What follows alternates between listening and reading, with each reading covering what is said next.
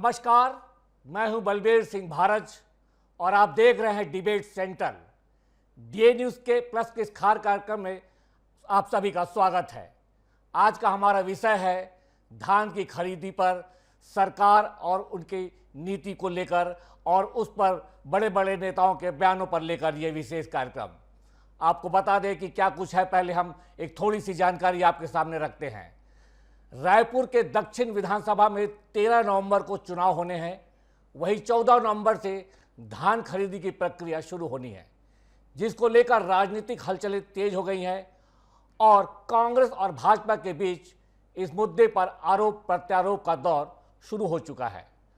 कांग्रेस ने भाजपा पर किसानों के हक में धान खरीदी के लिए उचित नियत न होने का आरोप लगाया है, जबकि भाजपा ने कांग्रेस सरकार पर धान खरीदी की रकम में कटौती करने का आरोप लगाया है। इस सियासी विवाद का असर किसानों के हितों पर पड़ने का खतरा है, जो असमंजस में है। आज इसी पर चर्चा करेंगे, लेकिन उससे पहले देखिए हमारी एक छोटी सी रिपोर्ट।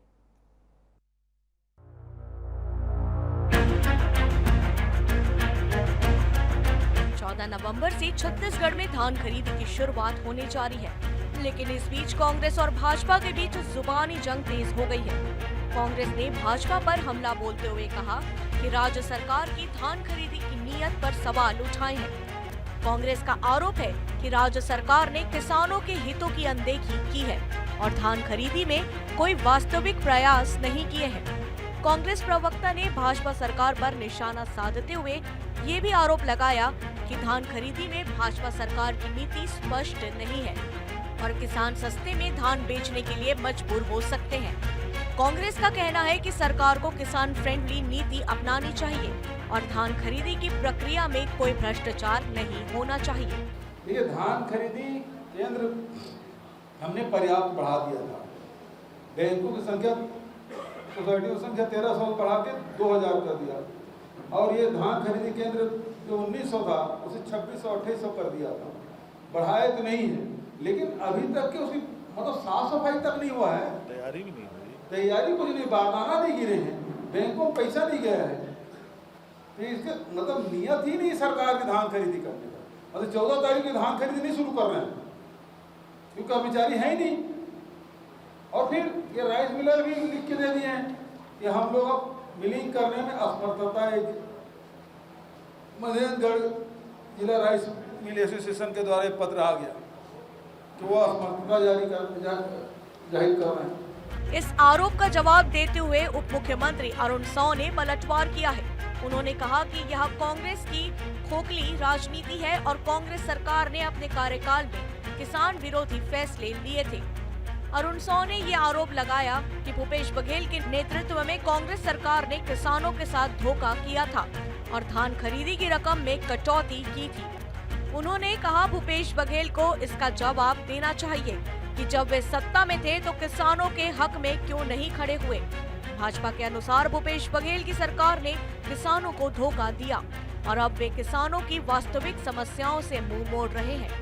जिस भूपेश बघेल ने अपने शासनकाल में किसानों के साथ अन्याय किया, अत्याचार किया, उनके मुंह से ये बात शोभा नहीं देती है। हमारी सरकार किसानों की तरक्की और बेहतरी के लिए लगातार काम कर रही है। हमारी प्रतिबद्धता है किसानों के प्रति। हमने जो कहा 3100 रुपये क्विंटल में धान खरीदेंगे, 21 क्विंटल प्रति एकड़ खरीदेंगे, वो हमने करके दिखाया है और आगे भी सुव्यवस्थित रूप से धान खरीदी हो। किसानों को उनके धान की कीमत 3100 रुपये जो हमने कहा है वो पूरा का पूरा मिले। भूपेश बघेल जी ने किस प्रकार से किसानों के जेब में डाका डाला था, 4 किस्तों में पैसा दी, चौथे में कटौती की, इसका जवाब भी भूपेश बघेल को देना चाहिए। चुनावी माहौल में बढ़ते इस विवाद में दोनों पार्टियों के बीच आरोप प्रत्यारोप का सिलसिला जारी है। इस बीच किसानों का ध्यान इस बात पर है कि आखिरकार इस साल की धान खरीदी प्रक्रिया कैसे होगी और क्या उन्हें उचित मूल्य मिलेगा। धान खरीदी को लेकर भी काफी असमंजस और चिंता बनी हुई है। उन्हें उम्मीद है कि इस बार सरकार उनसे अच्छे मूल्य पर धान खरीदेगी और किसानों के हित में ठोस कदम उठाए जाएंगे। Bureau report, DA news plus, Raipur.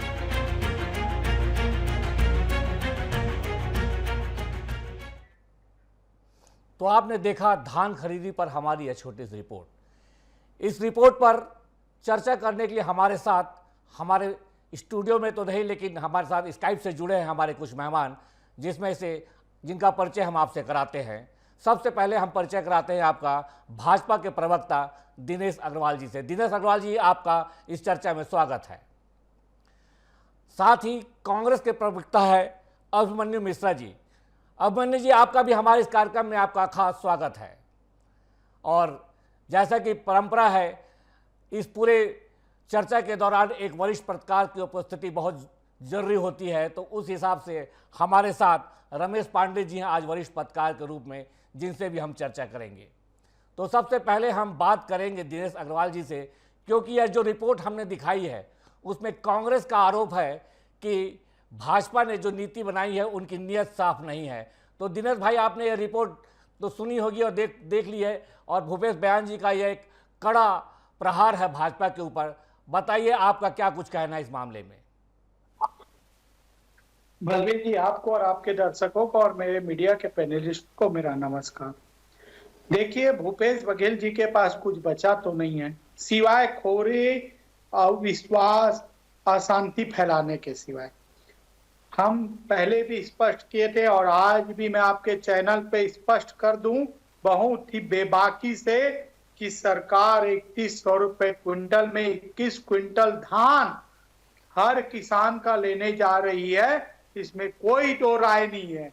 और आपके चैनल से अगर किसी को नहीं जानकारी है तो उसको अच्छी तरीके से मैं जानकारी प्रदान कर लूं, क्योंकि ये सरकार किसानों की है, व्यापारियों की है, सभी वर्गों की है। ये सरकार सर्व हित करने वाली है, सभी का हित करने वाली है। और हमारा रीढ़ की हड्डी अगर कोई है तो मेरे प्रदेश का किसान है, जिस किसान को इन्होंने 5 साल बुरी तरीका से भुगताया, चाहे वो पारदाना के नाम से हो, चाहे मेड़ की कटौती के नाम से हो, चाहे 2500 रुपए क्विंटल का जुमला देके किसी भी किसान को 2500 रुपए क्विंटल इन्होंने धान का पैसा नहीं दिया, जिसका दुष्परिणाम हुआ कि कांग्रेस आज सत्ता से बेदखल हो गई और यहाँ की छत्तीसगढ़ का किसान जान गया कि अगर कोई उनका हित कर सकता है तो भारतीय जनता पार्टी, और भारतीय जनता पार्टी ही अगर हित करेगी तो वो, क्योंकि हम वो व्यक्ति हैं जो इन्होंने 18% 12% ब्याज दर पे किसानों को लोन देते थे। बलबीर जी, हमने, अटल जी ने आके 0% ब्याज दर पे किसानों को लोन दिया, किसान क्रेडिट कार्ड लाया, फसल बीमा योजना लाया, 75% सब्सिडी पे कृषि और यंत्र पे हमने सब्सिडी दी, हजारों की संख्या में एनीकेट बनाया, किसानों का धान का एक एक कण हमने खरीदी किया। मैं आपको थोड़ा रोकना चाहूंगा दिनेश जी। भूपेश जी का जो आपने देखा था जो बयान था, उसमें वो एक मिलर एसोसिएशन की चिट्ठी दिखा रहे थे, जिसमें राइस मिलर जो हैं वो धान खरीदी से इनकार करते हुए बताया जा रहा है। भूपेश बघेल का आरोप था और वो एक पत्र दिखा रहे थे, एक लेटर दिखा रहे थे। तो अगर धान खरीदी मिलर नहीं कर पाएंगे समितियों से तो आगे क्या स्थिति बनेगी, थोड़ा सा खुलासा करते हुए चाहिए पॉइंट बाई पॉइंट, क्योंकि हमारे पास टाइम बहुत कम रहता है, हमारी मजबूरी आप समझ सकते हैं। बलबीर जी, देखिए, धान की खरीदी सरकार करती है, मिलर नहीं करता। सरकार कस्टम मिलिंग के लिए उनको धान देती है, वो कूट के चावल देते हैं, इसमें ऐसा कोई बात नहीं है। ये कहां से मिलर को लाके धान खरीदी में ऑब्जेक्शन लगा रहे हैं? अरे पैसा तो सरकार देगी, खरीदी सरकार करेगी, भुगतान सरकार करेगी, पारदाना सरकार देगी, तो मिलर कहां से आ गया? ये बेहुदा बातें करना भूपेश बघेल की रीति और नीति रही है।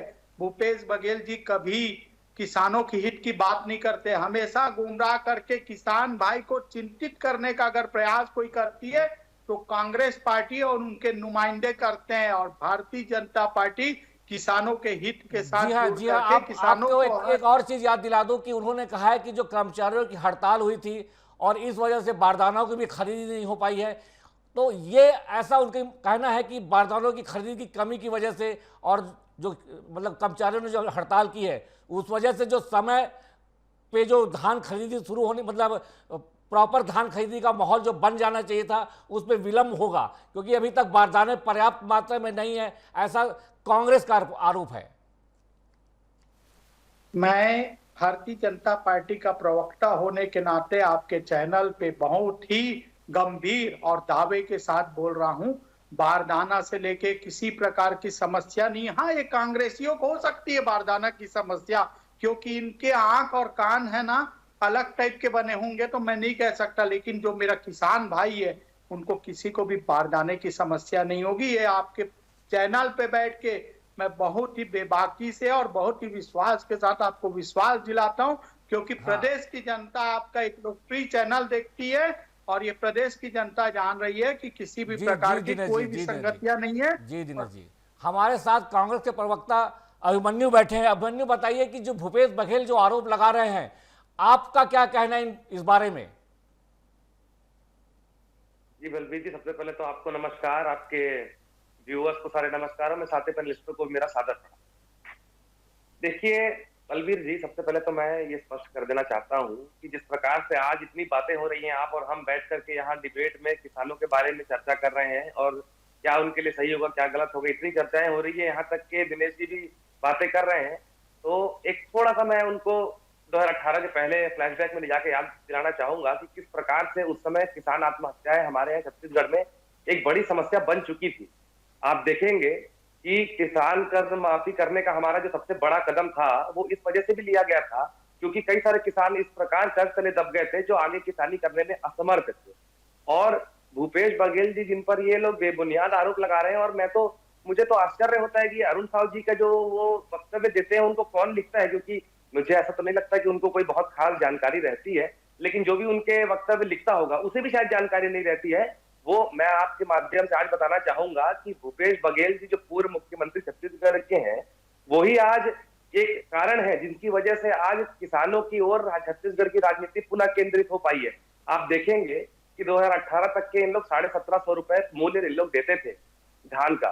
हम आए, हमने तत्काल में 2500 देने का वादा किया, उसके बाद भी इन्होंने अड़ंगा लगाना चाहा जो किस्त में देने की बात कर रहे हैं। तो मैं उसका जवाब में कहना चाहूंगा कि वो आप ही लोग थे जिन्होंने केंद्र से ये क्लॉज लगाया कि अगर हम 2500 में धान खरीदेंगे तो आप हमारा धान नहीं खरीदेंगे।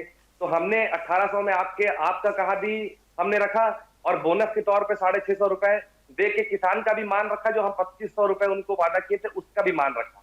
ये पहला। उसके बाद आप देखेंगे कि किसानों जो हमारी सरकार 2018 में बनने के बाद पंजीकृत किसानों में छत्तीसगढ़ के अंदर में बहुत बड़ी वृद्धि दिखाई दी। दूसरी बात ये, मैं थोड़ा सा टोकना चाहूंगा आपको। अभिमन्यु जी प्लीज मुझे ये आप बताइए कि भूपेश बघेल ने जो कहा है उस पर आपका क्या कहना है, क्योंकि भूपेश बघेल सीधा सीधा सरकार की नीयत पर सवाल उठा रहे हैं, तो आपका क्या कहना है इस मामले में? क्योंकि जहां तक दिनेश भाई का सवाल है, भाजपा का है, उन्होंने तो अपना स्पष्ट बता दिया है कि वो सरकार की मंशा सीधा सीधा ये है कि धान खरीदेंगे और 3100 रुपए में खरीदेंगे और एक बार में धान का पैसा जाएगा। कांग्रेस की नीयत, जो कांग्रेस ने सवाल उठाया भाजपा की नीयत पर, उसका क्या तर्क था? वो कहां से ये मुद्दा उठा के लेके आए हैं? जी बिल्कुल बलबीर जी, मैं वहीं आ रहा था, आपके जो सवाल पर ही मैं आ रहा था। देखिए ऐसा है कि नियत पर सवाल यहाँ से उठना शुरू होते हैं। सबसे पहला तो जो इन्होंने 14 तारीख को खरीदी की बात कही, आप देखेंगे हमारी सरकार के समय हम कोशिश करते थे कि 1 नवंबर को धान खरीदी शुरू हो जाए, और कहीं थोड़ा बहुत अगर देर होती थी तो यही भारतीय जनता पार्टी थी जो 1 नवंबर पर धान खरीदी के पक्ष में रहती थी जब हम सरकार में थे, और खुद स्वयं ये कहते थे कि सारी धान जो है, खासकर हरुणा धान वगैरह जो ये धमतरी क्षेत्र की लगभग कटाई जो है वो अक्टूबर माह तक खत्म हो जाती है और धान जो है वो कोठार में रखा जाता है। आज की स्थिति भी वही है। देखिए नियत की बात यहाँ पे ऐसी है कि हमने तो जिस प्रकार से भूपेश बघेल जी ने बताया कि हमने धान खरीदी केंद्र बढ़ाए, इन लोगों ने धान खरीदी केंद्र नहीं बढ़ाए। ऊपर से आपको याद दिला दूं, इनके मैनिफेस्टो में एक वादा भी था कि हम हर एक ग्राम पंचायत में धान खरीदी करेंगे, केंद्र बनाएंगे और वहां पे नगद भुगतान करेंगे। उसका भी कुछ अभी तक अता पता नहीं है जो इनके मैनिफेस्टो में था। उसके अलावा धान खरीदी केंद्र बढ़ाए नहीं गए हैं। यहाँ डेट में देरी जरूर की गई है, लेकिन उसकी जो तय सीमा है 31 जनवरी तक के वो ज्यों की तो है। और 160 जो ये लाख क्विंटल जो खरीदने का टारगेट रखे हैं, उस टारगेट को पूरा करने के लिए हर रोज इन्हें लगभग 4 लाख क्विंटल खरीदना होगा। ये हो गई पहली बात। उसके अलावा जो एक इन्होंने सहकारी समिति संशोधन विधेयक लाया, ये भी एक जो चीज है वो किसानों के पक्ष में नहीं जा रही है। आप देखेंगे कि जो धान पहले से कट के कोठार में रखा चुकी है, ज्यादातर किसानों के पास तो व्यवस्था रखाव की होती नहीं है, उठाव की बड़ी परेशानी होती है। वो लोग मजबूर होकर उनको इस विधेयक के आने के बाद ऐसा एक नियम है कि किसान बाहर अगर धान बेचता है, उसके बीच में कोई विवाद भी होता है, तो उसमें सरकार बीच में नहीं आएगी। तो जो 14-15 दिन का समय एक्स्ट्रा बचा है, उसमें जो किसान है वो कोचियों के पास और ये ब्लैक मार्केटिंग में जाने पे मजबूर हो रहे हैं। तो वो एक सबसे बड़ी समस्या है। उसके बाद जो आप देखेंगे अभी 117 रुपए जो केंद्र ने बढ़ाया पर क्विंटल मूल्य में, वो भी ये वृद्धि करके नहीं दे रहे हैं।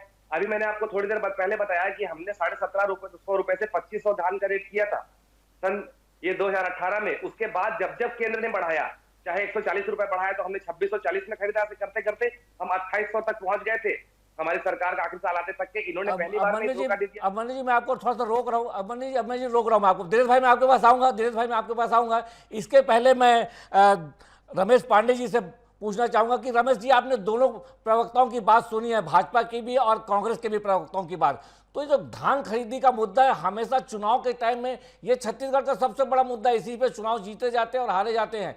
आपको क्या लगता है कि भूपेश बघेल ने इस टाइम ये मुद्दा क्यों उठाया है, और क्या ये वजह सही है कि भाजपा की नीयत पे जो सवाल वो कर रहे हैं? आपका क्या कहना है इस मामले में? ये बड़ा अस्पष्ट है इस मामले में। ये वर्तमान समय में चुनाव चल रहा है छत्तीसगढ़ में, एक विधानसभा पे उपचुनाव भी चल रहा है जिसमें 13 तारीख को वोटिंग होनी है। तो ये अचानक ये मेरे ख्याल से चुनावी लाभ उठाने के लिए ऐसी बात कही गई है। सही बात तो ये है कि जो बारदाने की बात आई है, तो बारदाने की बात का मसला यह है कि केंद्र सरकार उसको डिमांड के अनुसार उपलब्ध कराता रहता है। राज्य सरकार बारदाने को खरीदती नहीं है। तो विषय ये है कि इस मामले में भ्रामक जानकारी दी जा रही है। ये पूरा जो खरीदने का धान का सिस्टम है वो केंद्र सरकार द्वारा निर्धारित किया जाता है। राज्य सरकार एक एजेंसी के रूप में काम करती है। तो ये कहना कि राज्य सरकार उसके लिए तैयार नहीं है, राज्य सरकार किसानों के साथ कुछ गलत करना चाहती, ये मेरे ख्याल से उचित बात नहीं है। इसका केवल राजनीतिक लाभ लेने के लिए एक प्रोपेगेंडा किया जा रहा है। दूसरी बात, अगर आप देखें तो छत्तीसगढ़ के किसी किसान संगठन ने, किसी किसान ने व्यक्ति विशेष रूप से इसका कोई विरोध नहीं किया है, न कोई अपनी समस्या बताई है कि हमको इस तरह की परेशानी हो रही है। और 14 तारीख से धान की खरीदी होनी है, तो कम से कम 14 तारीख तक दिन का तो इंतजार कर लेना चाहिए। उसके पहले हम कोई ज्योतिषी नहीं है कि आने वाले समय में ऐसा हो जाएगा वैसा हो जाएगा, धान खरीदी नहीं होगी। ये कहना मेरे ख्याल से महज केवल राजनीतिक लाभ उठाने की एक कोशिश की गई है। जी, तो ये रमेश जी ने बता दिया है, उनका स्पष्ट कहना है, अनुभवी पत्रकार हैं, ये 14 तारीख को धान की खरीदी होनी है और 13 तारीख को चुनाव है। तो पत्रकार महोदय बिल्कुल सही उनका आकलन है अपने हिसाब से कि ये चुनावी स्टंट मात्र है। दिनेश जी, आप कुछ बोलना चाहते थे, मैं आपके पास आता हूं कि आप पहले क्या बोलेंगे, उसके बाद हम कांग्रेस के प्रवक्ता के पास जाएंगे कि उनका इस मामले में क्या कहना है। तो पहले दिनेश जी आप बोलिए, आपको क्या कहना है? बलबीर जी, मैं आपके माध्यम से कांग्रेस के प्रवक्ता को बता देना चाहूंगा कि 2014 तक इनकी सरकार थी केंद्र में, तब पता है एमएसपी का क्या रेट था? 1310 रुपए प्रति क्विंटल। और 2014 से लेके आज तक हमारी सरकार है 2023-24 तक, आज एमएसपी है तो 2203 रुपए।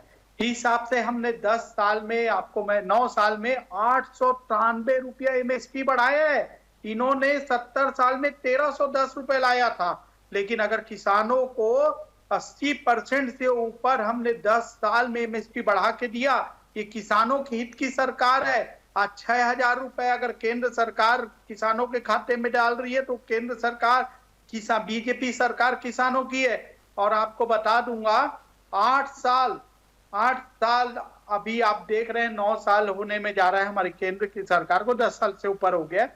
हर वर्ग को, किसान को लेके युवा और सभी वर्ग को, अभी लेडीजों के लिए लखपति योजना ला रही है। किसान अब ड्रोन से अपने खेती का छिड़काव करेंगे। केंद्र की सरकार, भारतीय जनता पार्टी की सरकार हो या विष्णुदेव साय की सरकार हो, दोनों कटिबद्ध हैं किसानों के हित को लेकर।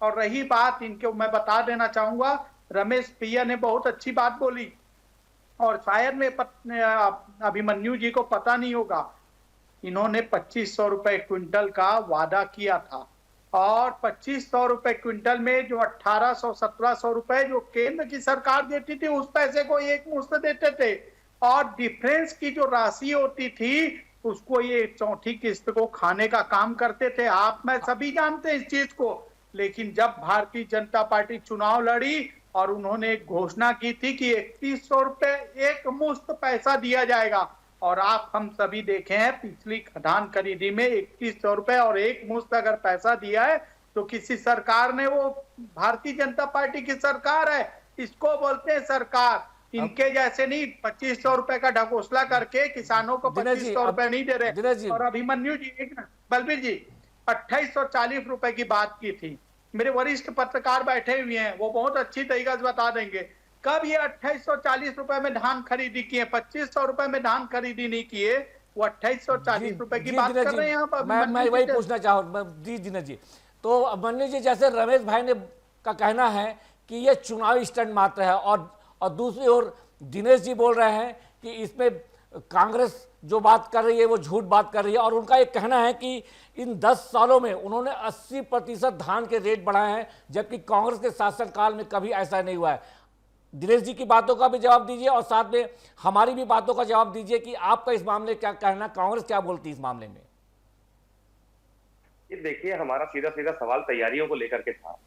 जब हमने भी धान खरीदी का टारगेट को लगातार बढ़ाया, आप देखेंगे 90 लाख से लेकर के आज 160 की बातें हो रही है, तो हमने भी 98 से लेकर 130 की खरीदी की थी, बढ़ाया था, तो हमने उसमें धान खरीदी केंद्र भी बढ़ाए थे। तो हमारा सीधा सीधा सवाल ये था कि जब धान खरीदी केंद्र नहीं बढ़े, कहना था कि 10 साल में जो रेट बढ़े हैं वो कांग्रेस के इतने लंबे शासनकाल में नहीं बढ़े, उनका ये कहना था। उनका ये कहना कि 80% रेट बढ़े हैं 10 साल में, जबकि कांग्रेस के इतने लंबे शासनकाल में इतने रेट कभी नहीं बढ़े।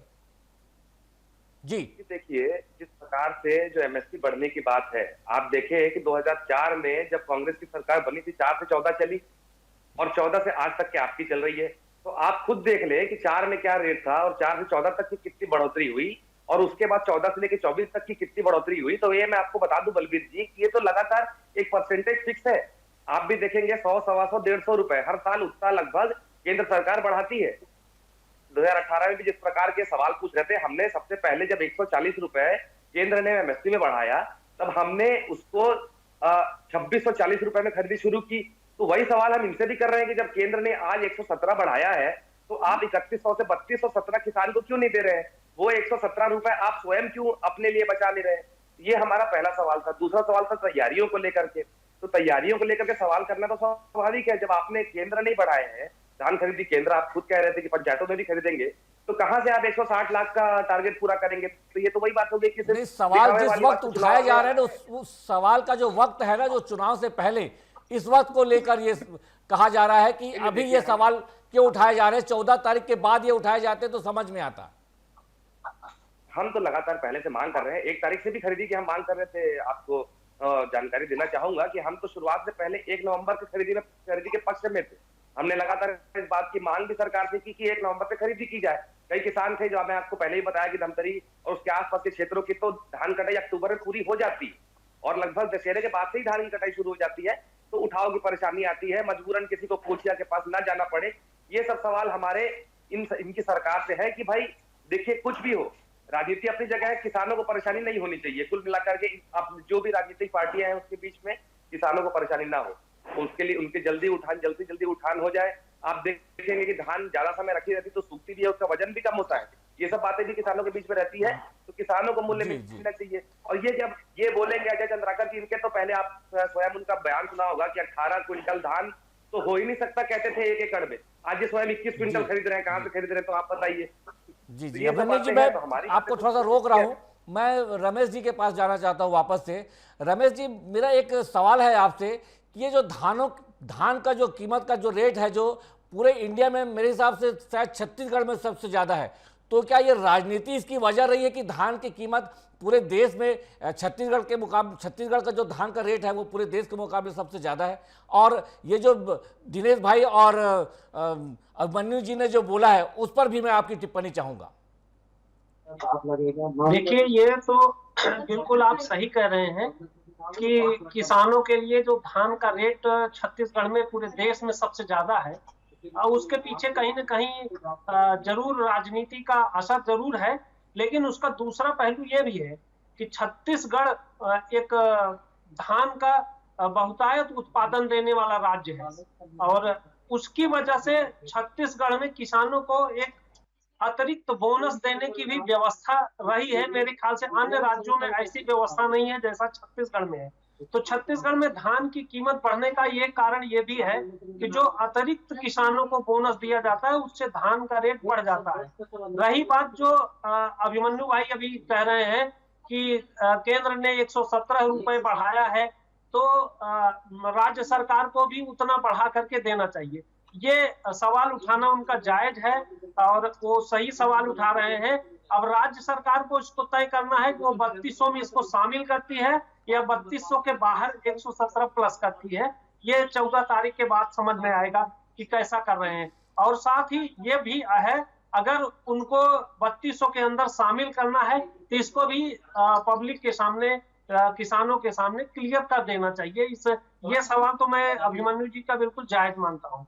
दूसरी बात जो ये कहा जा रहा है कि किसानों की धान खरीदी की तैयारी अच्छी नहीं है, तो मैं इससे सहमत नहीं हूँ। और राज्य सरकार बहुत तन्मयता के साथ किसानों से धान खरीदी के लिए पूरी तैयारी कर रही है, पूरी व्यवस्था है। चूंकि मैं पहले भी बता चुका हूँ कि यह पूरी व्यवस्था केंद्र सरकार की होती है, राज्य सरकार केवल एजेंसी के रूप में काम करती है। तो केंद्र सरकार बराबर मॉनिटर कर रहा है इस व्यवस्था को, उसमें कोई गड़बड़ी आने वाली नहीं है, ऐसा जहां तक मैं समझता हूं। दिनेश जी, आप कुछ बोलना चाह रहे थे, शॉर्ट में करेंगे, टाइम बहुत कम है। दिनेश जी। बलबीर जी, एमएसपी हमने 80% बढ़ाया केंद्र में, उस बात पे अभिमन्यु भाई जवाब नहीं दे पाए, क्योंकि इन्होंने, फिर मैं आपके डिबेट में बोल रहा हूँ, इन्होंने 70 साल में 1310 रुपए में खरीदी की 2014 तक, और 2014 से 2024 के बीच में 2203 रुपए हमने एमएसपी बढ़ाई है। डिफरेंस की राशि होती है बलबीर जी 890 रुपया। 80% से ज्यादा हमने 10 साल में, अगर ये 70 साल अगर किसानों का एमएसपी बढ़ाते भी आते। मैं जाता हूँ अभिमन्यु जी का। अभिमन्यु जी, जो दिनेश जी बोल रहे हैं उस पर आपका क्या कहना है? अभिमन्यु जी शायद अभी किसी टेक्निकल वजह से नहीं दिख रहे हैं, तो क्योंकि डिबेट का भी समय करीब करीब खत्म हो चुका है, बढ़ चुका है, तो मैं अपने साथियों का जो सहयोग मिला है, दिनेश भाई का धन्यवाद करना चाहूँगा। वरिष्ठ पत्रकार हमारे रमेश पांडे जी हैं, उनका भी धन्यवाद करता हूँ। अभिमन्यु मिश्रा का भी मैं धन्यवाद करता हूँ कि उन्होंने डिबेट में हिस्सा लिया और हमारे कार्यक्रम को बहुत बेहतरीन तरीके से यहाँ प्रस्तुत किया। धन्यवाद। तो ये था